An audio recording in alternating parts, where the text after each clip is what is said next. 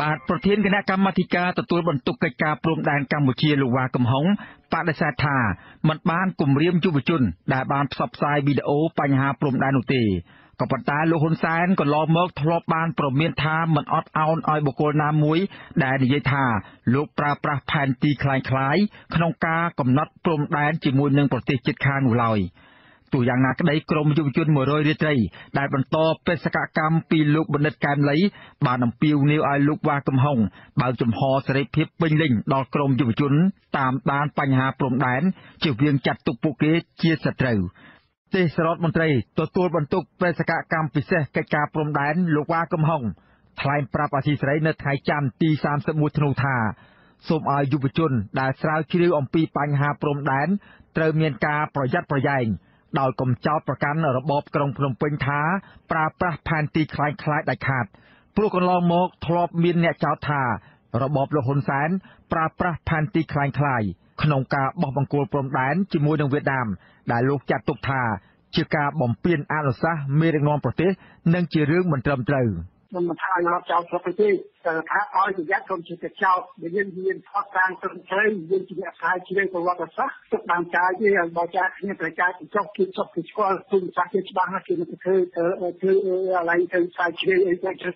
ផ្សាយជ្រាបឲ្យគាត់ទៅជាណាខ្ញុំផ្សាយជ្រាបមិនដឹងទេស្អីផងមិនដឹងផ្សាយវណ្ណាផងហើយទៅធ្វើផ្សាយជ្រាបយ៉ាផ្សាយជ្រាបខ្មោចយកអញ្ចឹងលោកវ៉ាកំហុងពន្យល់ថាកាលពីឆ្នាំ1870ដល់ឆ្នាំ1873អគ្គទេសាភិបាលកូសាំងស៊ីននិងព្រះមហាក្សត្រខ្មែរបានចុះកិច្ចព្រមព្រៀងរួមមួយដោយបោះបង្គោលព្រំដែនជាមួយនឹងវៀតណាមដោយសម្រេចបានចំនួន124បង្គោលលោកបញ្ជាក់ថាទឹកដីខ្មែរនៅចំណុចចំពោះទានោះពុំបានបាត់បង់ទៅខាងវៀតណាមនោះទេលើសពីនេះទៀតរបបក្រុងភ្នំពេញបានបោះបង្គោលព្រំដែនជារបងការពារទឹកដីដែលមិនអនុញ្ញាតឲ្យបុគ្គលណានិយាយអំពីបញ្ហាព្រំដែនដោយគ្មានមូលដ្ឋានច្បាស់លាស់នោះទេលោកផ្ដាំទៅក្រមយុវជន100រាត្រីដែលជាអ្នកបន្តបេសកកម្មពីលោកបណ្ឌិតកែមលីអ្នកវិភាគនិងស្រាវជ្រាវអភិវឌ្ឍសង្គមនោះថាបើមានភស្តុតាងផ្សេងផ្ទុយពីលោកស្រាវជ្រាវកន្លងមកសូមផ្ដល់ព័ត៌មានដល់លោកខណៈដែលលោកអះអាងថាការស្រាវជ្រាវរបស់លោកពុំមានចំណុចខ្វះខាតនោះទេលោកបញ្ជាក់ថារបាយការណ៍របស់ក្រមការងារ100រាត្រីគឺជារបាយការណ៍ភូតភរគ្មានមូលដ្ឋានច្បាស់លាស់ខ្ញុំប្រាប់ថាហ្នឹងវាភូតភរត្រង់ថាមិនថាជាប្រគល់ខ្លាំងប្រគល់ខ្លាំងពេល135ដល់140តាម140វិញគឺវាចំបោះចូលលើខ្លាំងជិត2គីឡូម៉ែត្រខ្ញុំប្រាប់ទៅវិញនៅក្នុងសម្ភារខ្ញុំថាជាភូតភរត្រង់ថាប្រគល់ខ្លាំងបោះនៅសតវត្សទី10ឥឡូវ1870វិញវាអត់មានដល់130ប្រគល់ទេក្រូចចំពោះជួយបំបោះនៅខាងទៀងមានលេខ124លេខនេះដើម្បីឲ្យបាន135លេខខែស្វ័យនេះមានវាបោះទៅណាចាក់ក្រោយស្គរលេខ1លេខ2លេខ3លេខ4តាមពីចាញ់នេះរហូតដល់ហាទៀងណាវាមានបោះទៅឆ្វេងស្ដាំទៅមុខទៅក្រោយទៅមុខទៅក្រោយទៅបរាងវាមានដំណាក់ធ្នាប់ការពីពេលថ្មីនេះក្រមយុវជន100រាត្រីបានផលិតខ្សែវីដេអូខ្នាតខ្លីមួយអំពីបញ្ហាព្រំដែនកម្ពុជាវៀតណាមដែលមានរយៈពេល7នាទីនិងបានផ្សព្វផ្សាយលើបណ្ដាញសង្គម Facebook ក្រោយពីពួកគេបានចុះស្រាវជ្រាវអំពីស្ថានភាពព្រំដែនជាក់ស្ដែងនៅចំណុចចំពោះទាក្នុងភូមិគោកតែកឃុំចន្ទ្រាស្រុកចន្ទ្រាខេត្តស្វាយរៀងដែលរកឃើញថាកម្ពុជាបានបាត់បង់ដីស្រែរាប់រយហិកតាទៅខាងប្រទេសវៀតណាមក្នុងរយៈពេលប្រមាណឆ្នាំចុងក្រោយនេះដំណើរបេសកកម្មចុះស្រាវជ្រាវរបស់ពួកគេនោះបានជួបជាមួយនឹងប្រជាពលរដ្ឋនៅតាមមូលដ្ឋាននិងពិនិត្យការបោះបង្គោលព្រំដែនលេខ194ដល់199ដែលបានបោះកាលពីឆ្នាំ2009ពួកគេសង្កេតឃើញថាបង្គោលថ្មីទាំងនោះបានបោះឆ្ងាយចេញពីបង្គោលចាស់ដែលសល់កាលពីសម័យបារាំងគឺបង្គោលព្រំដែនលេខ135ដល់លេខ140លើសពីនេះទៀតពួកគេអះអាងថាបង្គោលថ្មីលេខ199បានបោះឆ្ងាយពីបង្គោលចាស់ដែលបន្សល់ទុកតាំងពីសម័យបារាំងចំនួន2គីឡូម៉ែត្រលើសពីនេះទៀតផ្លូវក្រវ៉ាត់ព្រំដែនដែលវៀតណាមសាងសង់កាលពីឆ្នាំ2005បានសង់ចូលលើដីស្រែរបស់ប្រជាពលរដ្ឋខ្មែររាប់រយហិកតារហូតមានការប្តឹងផ្តល់ពីប្រជាពលរដ្ឋម្ចាស់ស្រែក៏ប៉ុន្តែមកទល់នឹងពេលនេះពុំទាន់ឃើញមានដំណោះស្រាយយ៉ាងណានៅឡើយទេប្រធានសមាគមសម្ព័ន្ធនិស្សិតបញ្ញវន្តខ្មែរលោកមួងសូនីបានសំណូមពរឲ្យលោកវ៉ាកំហុងបើកចិត្តឲ្យទូលាយផ្ដល់ឱកាសឲ្យប្រជាពលរដ្ឋខ្មែរនិងក្រុមយុវជនចូលរួមតាមដានអំពីបញ្ហាព្រំដែនជាពិសេស ត្រូវទទួលយកចំណុចខ្វះខាតមកកែលម្អជៀសវាងចោទប្រកាន់ពួកគេថាជាសកម្មជនបកប្រឆាំងនិងជាសត្រូវរបស់ក្រុមលោកនោះក្រុមយុវជនដដែលនេះបានអំពាវនាវឲ្យលោកវ៉ាកំហុងផ្ដល់សិទ្ធិសេរីភាពពេញលេញដល់ពួកគេក្នុងការស្រាវជ្រាវអំពីបញ្ហាព្រំដែនក្នុងនាមជាពលរដ្ឋខ្មែរដែលច្បាប់បានអនុញ្ញាតព្រោះការចូលរួមតាមដានបញ្ហាព្រំដែនក៏ចូលរួមចំណែកជួយដល់របបក្រុងភ្នំពេញក្នុងការការពារបូរណភាពទឹកដីកម្ពុជាដែរគាត់អាចមានសំណពោថាសូមអាដាមបើកចិត្តអេតូលាយក្នុងនាមអាដាមជាមន្ត្រីរាជការរបស់ជាតិគឺសូមបើកចិត្តអេតូលាយនិងផ្ដល់ឱកាសឲ្យគ្រប់មជ្ឈដ្ឋានទាំងអស់គឺគេបាននិយាយពីរឿងព្រំដែនគុំទុកគេជាបកប្រឆាំងមានបំណងណាមួយដើម្បីបាក់បញ្ចុះរដ្ឋាភិបាលក៏ទេដូចតែយើងបានបញ្ជាក់ក្នុងរបាយការណ៍ថាគឺយើងផ្អែកទៅលើប្រជាពលរដ្ឋបាទសាក់សីរុសទាំងប្រជាជនវៀតណាមដែលគាត់មកយកដីហ្នឹងទាំងប្រជាពលរដ្ឋខ្មែរដែលរស់នៅក្នុងតំបន់និងទាំងអ្នកដែលបានបាត់បង់ដីដែលវៀតណាមគេយកហើយនឹងស្ថានភាពជាក់ស្ដែងក្នុងតំបន់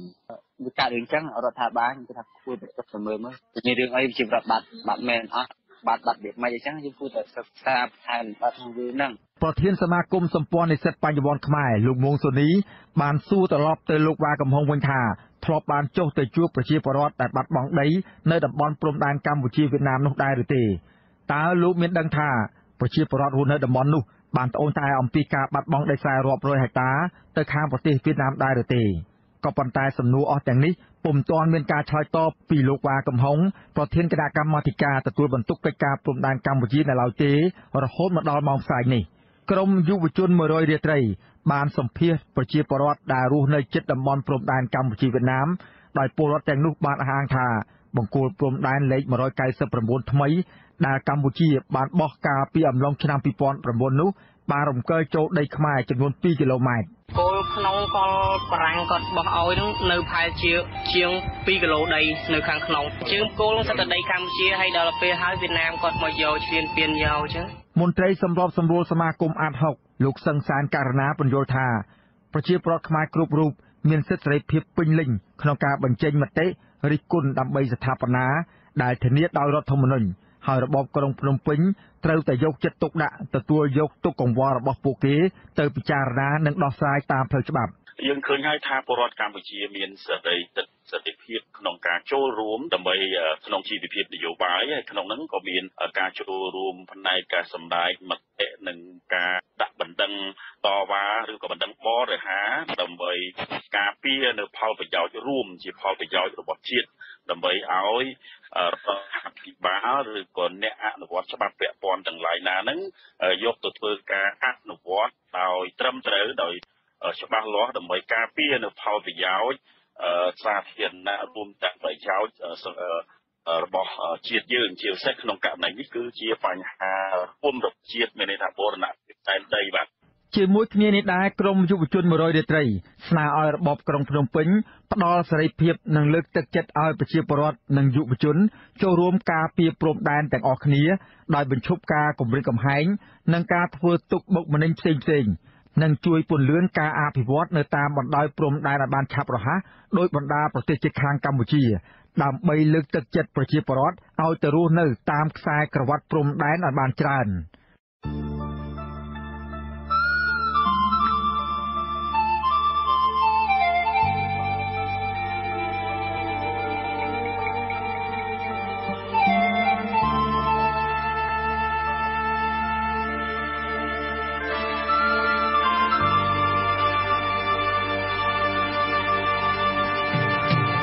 ថ្នាក់ដឹកនាំគណៈបកប្រឆាំងនៅតាមខេត្តនីមួយៗបានត្រៀមសមាជិករបស់ខ្លួនរួចជាស្រេចដើម្បីទៅទទួលស្វាគមន៍លោកសំរងស៊ីនៅគ្រប់ទីកន្លែងដែលលោកនឹងវិលត្រឡប់មកកម្ពុជានៅក្នុងពេលខាងមុខថ្នាក់ដឹកនាំទាំងនោះអះអាងថាបើទោះបីជាអាជ្ញាធររារាំងនិងចាប់ខ្លួនពួកគេក៏ដោយក៏ពួកគេមិនខ្លាចដែរព្រោះនេះជាជំរើសល្អដែលអាចជួយស្ដារប្រជាធិបតេយ្យនៅកម្ពុជាឲ្យរស់ឡើងវិញបានបាទពីរដ្ឋធានី Washington អ្នកស្រីសុជីវីរាយការណ៍ព័ត៌មាននេះ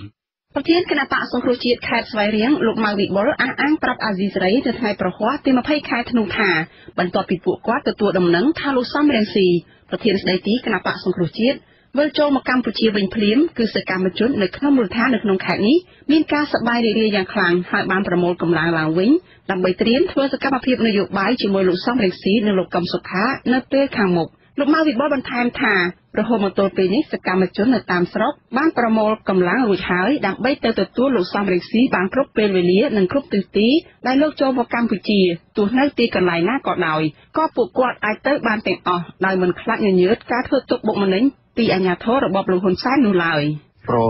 ឆន្ទៈរបស់ប្រជាពលរដ្ឋក៏ដូចជាសកម្មជនក៏ដូចជាថ្នាក់ដឹកនាំរបស់គណៈបក្សសង្គ្រោះជាតិលែងមានការព្រួយបារម្ភនឹងចាប់ដាក់គុកហើយព្រោះស្រឡាញ់លទ្ធិជាតិតៃនិងស្រឡាញ់យុត្តិធម៌ព្រោះនៅកម្ពុជាអត់មានគាត់លែងខ្វល់រឿងហ្នឹងព្រោះធ្វើម៉េចឲ្យមានការផ្លាស់ប្ដូរជាតៃនៅកម្ពុជាហើយលោកប្រធានវិលមកដឹកនាំគណៈបក្សដោយដើមវិញដើម្បីបន្តឲ្យលោកធានកម្មខារួចពីពន្ធនាគារដែលឃុំឃាំងនៅក្នុងផ្ទះហ្នឹងបាទមន្ត្រីគណៈបក្សសង្គ្រោះជាតិនៅខេត្តបាត់ដំបងឯណោះវិញលោកដឹមសារឿនអះអាងថាតាំងពីទទួលដំណឹងលោកសំរងស៊ីវិលចូលស្រុកវិញគឺសមាជិកក្រុមប្រឹក្សារបស់គណៈបក្សបានជួបជុំពិភាក្សាគ្នាស្ទើររាល់ថ្ងៃដើម្បីពង្រឹងសាមគ្គីភាពរបស់សមាជិកបក្សឡើងវិញនិងដើម្បីត្រៀមទៅស្វាគមន៍ប្រធានស្ដីទីគណៈបក្សខ្លួនប្រកបដោយភាពកក់ក្ដៅលោកដឹមសារឿនបន្ថែមទៀតថាលោកសំរងស៊ីត្រឡប់មកវិញគឺជាសញ្ញាដ៏ល្អដែលធ្វើឲ្យគណៈបក្សសង្គ្រោះជាតិរស់ឡើងវិញដូច្នេះពួកគាត់មិនអាចនៅស្ងៀមដូចពេលមុននោះទេគឺត្រូវតែទៅអមដំណើរលោកសំរងស៊ីត្រឡប់មកវិញឲ្យទាល់តែបានពួកយើងនៅបាត់ដំបងទាំងអស់13ក្រុងបូកនឹងក្រុងមួយបាននេះថា14ហ្នឹងយើងត្រៀមចូលគុកជាមួយគាត់បើសិនណាគេចាប់លោកសំស៊ីយើងត្រៀមចូលគុកទាំងអស់គ្នាពីព្រោះយើងបាននិយាយគ្នារួចហើយពួកយើងអត់ខ្លាចដោយសារយើងនៅជាមួយសំស៊ីយូរតាំងពី95ខ្លះ97ខ្លះជាង10ឆ្នាំខ្លះជាង20ឆ្នាំយើងស្គាល់ពីសំស៊ីគាត់ធ្វើរាល់ថ្ងៃទៅដើម្បីជិតសុខមកហើយពួកយើងខ្ញុំនៅតាមក្រោយសំស៊ីនៅខេត្តបាត់ដំបងទាំងអស់ហ្នឹងគឺយើងយល់ដោយលោកប្រធានសំស៊ីដែរលោកបន្ថែមទៀតថាមិនមែនតែអ្នកគាំទ្រគណៈបកប្រឆាំងទេដែលត្រេកអរសូម្បីតែសមាជិកនៅក្នុងខេត្តនេះមួយចំនួនក៏ចង់ឲ្យលោកសំរងស៊ីត្រឡប់មកកម្ពុជាវិញដែរព្រោះបុគ្គលម្នាក់នេះគឺជាដៃគូប្រកួតប្រជែងសំខាន់មួយជាមួយនឹងគណៈបកកាន់អំណាចដើម្បីឲ្យមានការផ្លាស់ប្ដូរជាវិជ្ជមាននៅពេលខាងមុខនោះបានអញ្ចឹងអាជ្ញាធរលើកនេះបើទោះជាប្រជាគេក៏បើថាទៅទាំងកម្លាំងចិត្តនឹងគឺបខំមកអាជ្ញាធរគេចង់ផ្លាស់ប្ដូរដែរពេលប៉ូលីសក៏ចង់ផ្លាស់ប្ដូរដែរទាហាននឹងគ្រូបរិញ្ញាមន្ត្រីរាជការព្រោះរដ្ឋាភិបាលបោកពីជាង30ឆ្នាំហើយតាមពួកគាត់នៅជាមួយរដ្ឋាភិបាលឯកបៈណាអាស៊ីសេរីមិនអាចតាក់ទងแนะនាំពាក្យរបបលោកហ៊ុនសែនគឺលោកផៃស៊ីផានដើម្បីសុំការអធិប្បាយជុំវិញបញ្ហានេះបានទេនៅថ្ងៃទី20ខែធ្នូដែលលោកមិនលើកទូរស័ព្ទរីឯអ្នកនាំពាក្យគណៈបកប្រជាជនកម្ពុជាលោកសុកអេសានមិនអាចសុំការអធិប្បាយបានដែរដោយលោកប្រាប់ថាឈឺបំពង់កប៉ុន្តែថ្មីនេះលោកផៃស៊ីផានធ្លាប់អះអាងថាលោកមិនចាប់អារម្មណ៍នឹងការរួមកម្លាំងគ្នាជាធ្លុងមួយរបស់មន្ត្រីគណៈបកប្រឆាំងនេះទេព្រោះលោកថានេះជាសិទ្ធិសេរីភាពនៅក្នុងការបញ្ចេញមតិរបស់ប្រជាពលរដ្ឋកុំឲ្យគេប៉ះពាល់ដល់សន្តិភាពកុំឲ្យប៉ះពាល់ដល់ការងារប្រទេសជាតិអានេះជារឿងផ្ទៃក្នុងប្រទេសបាទគណៈគាត់មានតែរៀបចំគម្រោងតែរំខានដល់ការបោះឆ្នោតអានេះគាត់ទៅទទួលពីការគ្រប់គ្រងដោយដែនសមត្ថកិច្ចបាទឥឡូវនេះការបោះឆ្នោតកន្លងផុតបើទោះជាយ៉ាងណាមន្ត្រីគណៈបកប្រឆាំងនៅឯខេត្តបៃលិនលោកខឹមប៉ុនលើកឡើងថានៅពេលនេះកម្លាំងរបស់សង្គ្រោះជាតិនៅក្នុងខេត្តនេះប្រមាណ 90% បានរួមគ្នាជាធ្លុងមួយអស់ហើយដើម្បីត្រៀមចូលធ្វើនយោបាយឡើងវិញលោកថាសកម្មភាពលើកនេះពួកគាត់ត្រៀមពុះទាគ្រប់បែបយ៉ាងហើយសកម្មជាងពេលមុនទ្វេដងព្រោះនេះគឺជាទឹកចុងក្រោយរបស់គណៈបកប្រឆាំងហើយដូច្នេះពួកគាត់មិនឲ្យលោកហ៊ុនសែននិងបកពួកយកពលរដ្ឋធ្វើជាឈ្នួលបំផ្លាញប្រជាធិបតេយ្យនៅកម្ពុជាទៀតទេព្រោះយើងទាំងអស់គ្នាមើលឃើញច្បាស់ថាប្រជាធិបតេយ្យមិនអាចនរណាលើកមកដាក់ជើងពៀនមកឲ្យយើងទេមានតែយើងទាំងអស់គ្នារួមគ្នាតស៊ូយ៉ាងបដូរផ្ដាច់ដោយអហិង្សាហើយយើងនឹងធ្វើការលះបង់ហើយពិសេសខ្លួនខ្ញុំផ្ទាល់គឺត្រៀមធ្វើការលះបង់រីឯប្រធានគណៈបកប្រឆាំងខេត្តកំពង់ឆ្នាំងឯណោះវិញលោកកែវថៃមានប្រសាសន៍ថាមានតែលោកសំរងស៊ីនិងលោកកឹមសុខាទេដឹកនាំគណៈបកប្រឆាំងបានយកជ័យពីគណៈបកកាន់អំណាចបានដូច្នេះសមាជិកគណៈបករបស់ខ្លួននៅក្នុងខេត្តនេះប្រមាណ 90% រួមនឹងប្រជាពលរដ្ឋគាំទ្រផងក៏នឹងទៅចូលរួមដង្ហែលោកសំរងស៊ីត្រឡប់មកវិញដែរលោកថាធ្វើនេះដើម្បីដាក់សម្ពាធឲ្យរបបលោកហ៊ុនសែនប្រគល់តំណែងសមាជិកក្រុមប្រឹក្សាជាប់ឆ្នោតរបស់គណៈបកត្រឡប់មកវិញនិងដើម្បីឲ្យមានការដោះលែងលោកកឹមសុខាឲ្យមានសេរីភាពឡើងវិញហើយត្រូវរៀបចំឲ្យមានការបោះឆ្នោតឡើងវិញដោយមានគណៈបកសង្គ្រោះជាតិចូលរួមការប្រកួតប្រជែង ហើយអាចនឹងមានកម្លាំងថ្មីបន្ថែមពីលើនឹងមួយជាន់ទៀតដោយសារមើលឃើញអំពើអយុត្តិធម៌កន្លងទៅនេះគឺថាតាមកម្ចាត់លោកប្រធានឲ្យគាត់មានទេសយ៉ាងអយុត្តិធម៌បន្ទាប់មកចាប់ប្រធានកម្មសខាដាក់គុកយ៉ាងអយុត្តិធម៌ដោយមួយបង្កើតប្រឌិតរឿងថាក្បត់ជាតិហ្នឹងទៅហើយគឺថារំលាយគណៈបកសង្គ្រោះជាតិធ្វើឲ្យគណៈបកសង្គ្រោះជាតិនឹងបាត់បង់តួនាទីយ៉ាងច្រើនដកតំណែងដែលប្រជាពលរដ្ឋបានបោះឆ្នោតហើយយកទៅចែកឲ្យគណៈបកផ្សេងដល់អយុត្តិធម៌ការធ្វើសកម្មភាពរបស់មន្ត្រីគណៈបកប្រឆាំងនេះដោយសារតែថ្មីនេះលោកសំរងស៊ីបានប្រកាសជាចំហថាលោកនឹងត្រឡប់ទៅកម្ពុជាវិញនៅក្នុងឆ្នាំ2019ខាងមុខហើយឲ្យពលរដ្ឋខ្មែរក្រោកឡើងតស៊ូជាមួយលោកប្រើក្បាលម៉ាស៊ីនគណៈបកសង្គ្រោះជាតិដែលមានរូបលោកជាប្រធានស្ដីទីដំណើរការជាផ្លូវការលោកបញ្ជាក់ថាការរៀបចំក្បាលម៉ាស៊ីនគណៈបកប្រឆាំងនេះមានសារៈសំខាន់សម្រាប់ជាបុគ្គលបង្គោលក្នុងការតស៊ូមតិជាមួយនឹងអន្តរជាតិដើម្បីបន្តដាក់សម្ពាធរបបលោកហ៊ុនសែនក៏ប៉ុន្តែលោកហ៊ុនសែនធ្លាប់បានប្រមានម្ដងជាពីរដងថាលោកមិនអនុញ្ញាតឲ្យមានបាតុកម្មតាមដងផ្លូវទៀតឡើយលោកហ៊ុនសែនថែមទាំងសម្ដែងការសោកស្ដាយដែលលោកមិនបានសម្លាប់ក្រុមបាតុករកាលពីឆ្នាំ2013និងឆ្នាំ2014ដែលដឹកនាំដោយលោកសំរងស៊ីនិងលោកកឹមសុខានោះបន្ថែមពីនេះទៀតកាលពីខែវិច្ឆិកាកន្លងទៅលោកហ៊ុនសែនថែមទាំងប្រកាសសោកស្ដាយថាមិនបានសម្លាប់មេបាតុករទោះបីជាលោកប្រកាសមិនចាំឈ្មោះក្តីតែត្រូវគេដឹងថាលោកហ៊ុនសែនចង់សម្ដៅទៅលើលោកសំរងស៊ីហើយចង់ដឹងពេលនោះបើឯងមិនកិច្ចឲ្យលាទេឯងងាប់បាត់ហើយឯងតែមុនខ្មោចឯងទេតែឯងប្រកែរត់ប្រកែស្រែកក៏ប្រកែដល់រត់ក៏លឿនតែគ្រាន់តែគេមិនដេញតាមតែប៉ុណ្ណឹងទេហើយរត់សិនឯងក៏មិនចង់សម្លាប់ឯងដែរប៉ុន្តែបើឯងឈានមកជំរាបទៀតហួសបតតក្រហមពួកឯងក៏នឹងត្រូវរងនៅការវាយប្រហារឆ្លើយតបដែរព្រោះរដ្ឋាភិបាលមួយមិនអាចឲ្យណាមកព្រួលរំលំតាមរយៈចិញ្ចើមផ្លូវនោះទេអ្នកវិភាគនយោបាយលោកកឹមសុខលើកឡើងថាវត្តមានរបស់លោកសំរងស៊ីនៅក្នុងប្រទេសកម្ពុជាគឺជាវត្តមានដ៏សំខាន់របស់មេបកប្រឆាំងក្នុងការធ្វើចលនាដឹកនាំអ្នកគាំទ្ររបស់ខ្លួនធ្វើការតស៊ូមតិទាមទារសិទ្ធិសេរីភាពនិងទាមទារប្រជាធិបតេយ្យឡើងវិញដោយដែលលោកសំរងស៊ីបានអះអាងនៅប្រទេសបារាំងកាលពីថ្ងៃទី15ខែធ្នូលោកបន្ថែមទៀតថាសកម្មជនគណបកប្រឆាំងទៅទទួលលោកសំរងស៊ីគឺជាការបង្ហាញភាពរឹងមាំរបស់គណបកនេះនៅក្នុងប្រទេសហើយក៏ជាសញ្ញាធ្វើឲ្យលោកហ៊ុនសែនភ័យខ្លាចទៅវិញទេដូច្នេះគេត្រូវចាត់វិធានការថាតើចាប់លោកសំរងស៊ីឬក៏ធ្វើឲ្យហួសពីនេះមានន័យថាហួសពីចាប់ដាក់គុកទៅទៀតហួសពីចាប់ដាក់ឃុំក្នុងផ្ទះទៅទៀតនោះមានន័យថាកាលណាគេធ្វើដាក់លោកសំរងស៊ីធ្ងន់ធ្ងរសកម្មជនរបស់លោកសំរងស៊ីនិងអ្នកគាំទ្រគណៈបកសង្គ្រោះជាតិដែលមាននៅទីពេញប្រទេសនៃប្រទេសកម្ពុជានឹងអាចមានសកម្មភាពជាក់ស្ដែងហើយកាលណាចេញសកម្មភាពជាក់ស្ដែងក្នុងការតវ៉ានោះលោកហ៊ុនសែនពិបាកទុកម្លោះហើយទៅទីបន្លាយទៀតមិនចង់ឃើញវត្តមានរបស់លោកសំរងស៊ីនៅក្នុងប្រទេសកម្ពុជាទេអ្នកវិភាគរូបនេះមានជំនឿថាកម្លាំងសាមគ្គីរបស់គណៈបកប្រឆាំងនេះប្រសិនបើមានយុទ្ធសាស្ត្ររឹងមាំនឹងអាចយកឈ្នះលើគណៈបកកាន់អំណាចនៅពេលខាងមុខបានព្រោះរបបលោកហ៊ុនសែនរងសម្ពាធគឺសម្ពាធពីប្រជាពលរដ្ឋជិតកន្លះនគរដែលមិនពេញចិត្តនឹងរបបដឹកនាំសប្តាហ៍ថ្ងៃនេះហើយចំនួននេះកាន់តែកើនច្រើនឡើងនឹងការរងសម្ពាធពីសហគមន៍អន្តរជាតិចា៎នេះខ្ញុំសុជីវីអាស៊ីសេរីពីរដ្ឋធានី Washington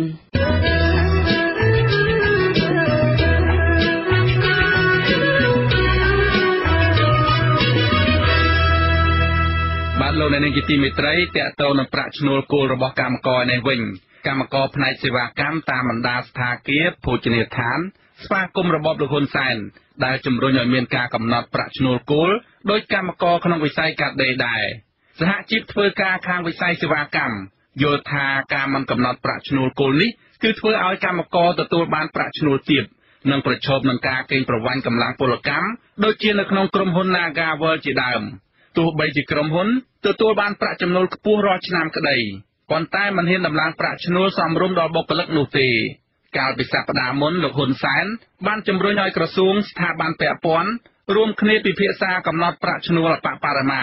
ក្នុងវិស័យសំណង់សេវាកម្មនិងវិស័យកសិកម្មជាដើមកម្មករមួយចំនួនដែលកំពុងបម្រើការតាមសន្តាគារនិងភោជនីយដ្ឋានបានត្អូញត្អែថាពួកគេប្រឈមនឹងការកេងប្រវ័ញ្ចកម្លាំងពលកម្មទទួលបានប្រាក់ខែឈ្នួលទាបការជេរប្រមាថហើយថៅកែតែងតែបង្ខំឲ្យពួកគេធ្វើការហួសម៉ោងនិងមិនសូវអនុញ្ញាតឲ្យមានថ្ងៃឈប់សម្រាកត្រឹមត្រូវនៅពេលបុណ្យទានដោយចែងក្នុងច្បាប់ការងារឡើយស្ត្រីម្នាក់ដែលជាអ្នកធ្វើការសម្អាតបន្ទប់នៅសន្តាគាររបស់ក្រុមហ៊ុន Casino Naga World អស់រយៈពេល11ឆ្នាំអ្នកស្រីញៀនដាវីរៀបរាប់ថាក្នុងមួយថ្ងៃក្រុមហ៊ុនតម្រូវឲ្យអ្នកស្រីធ្វើការរយៈពេល8ម៉ោងដើម្បីបោះជូតសម្អាតបន្ទប់សន្តាគារចំនួន14បន្ទប់ប៉ុន្តែបើសម្អាត14បន្ទប់នេះមិនចប់រួចរាល់ទេ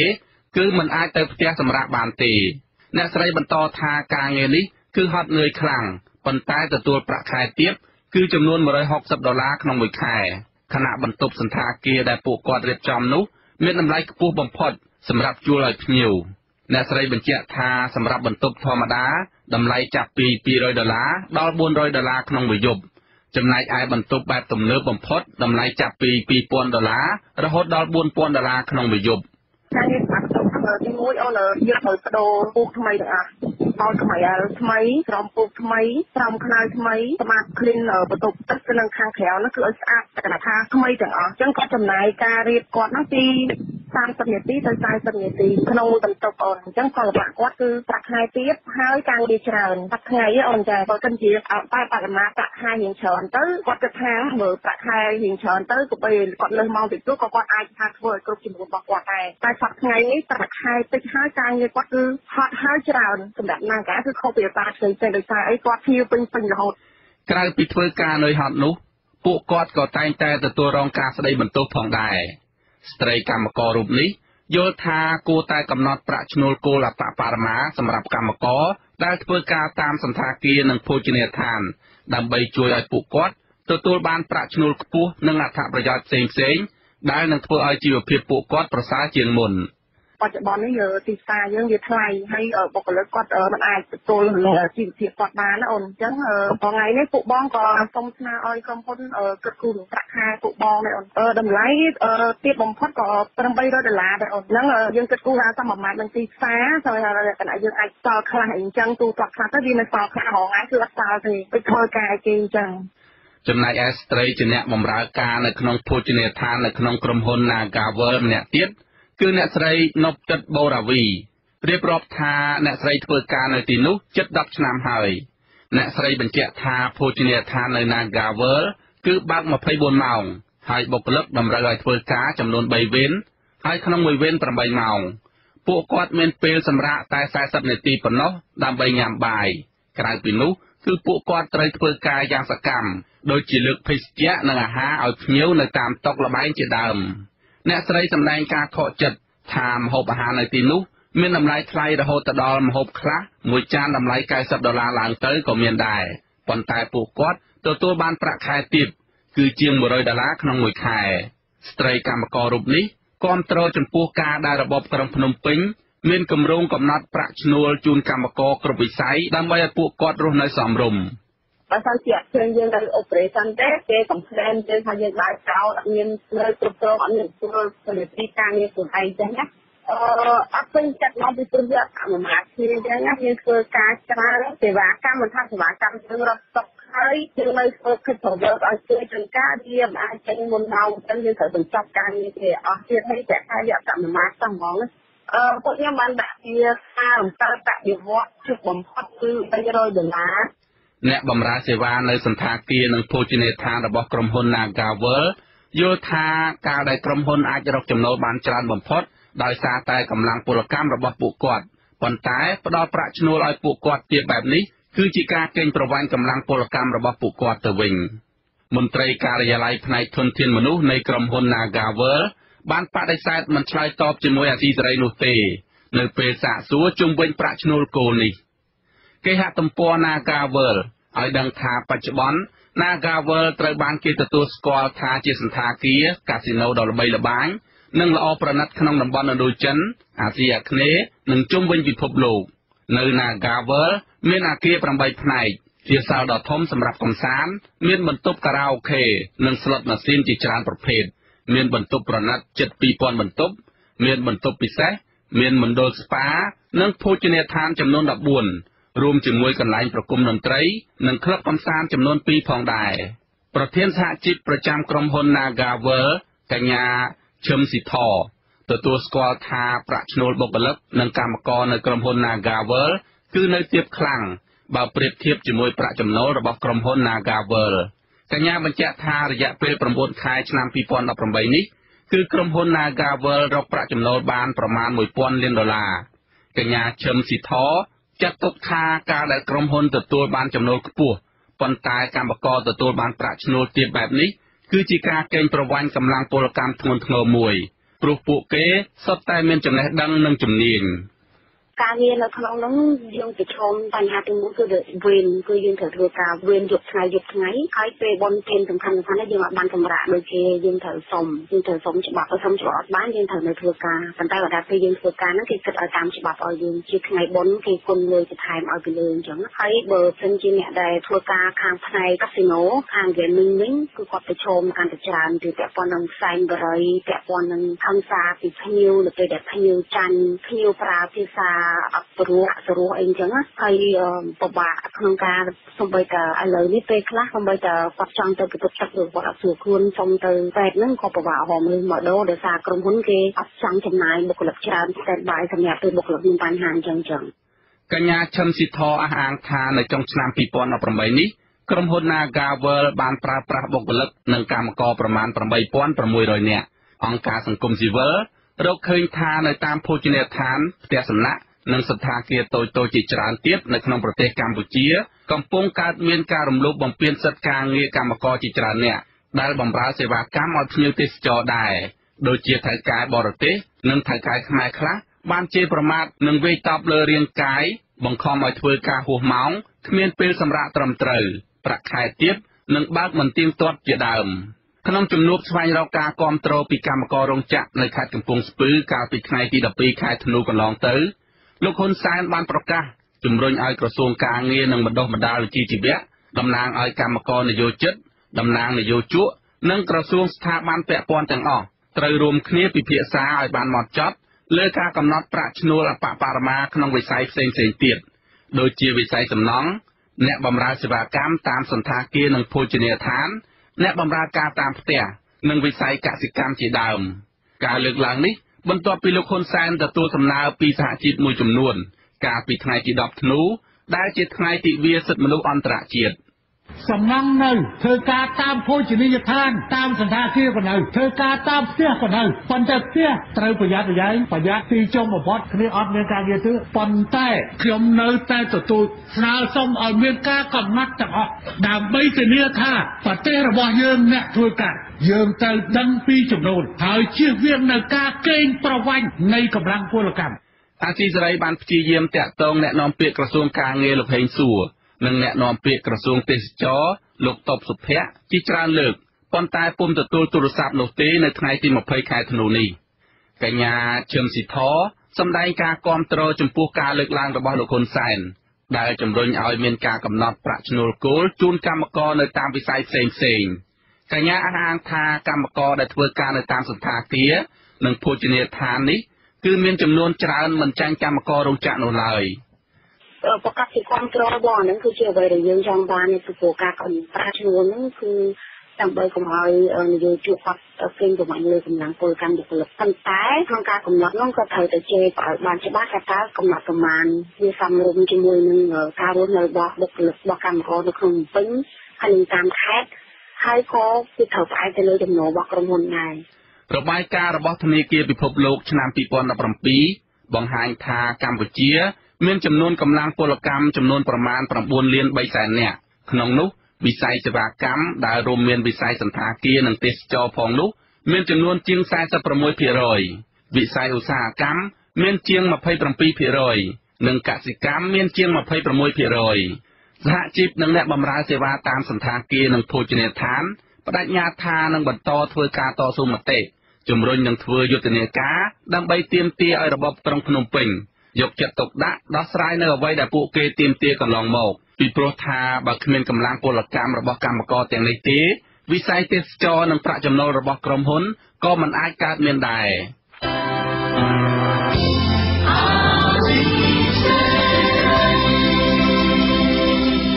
ជាបន្តទៅទៀតនេះនាងខ្ញុំម៉ែនសុធានីសូមជូនព័ត៌មានបញ្ចប់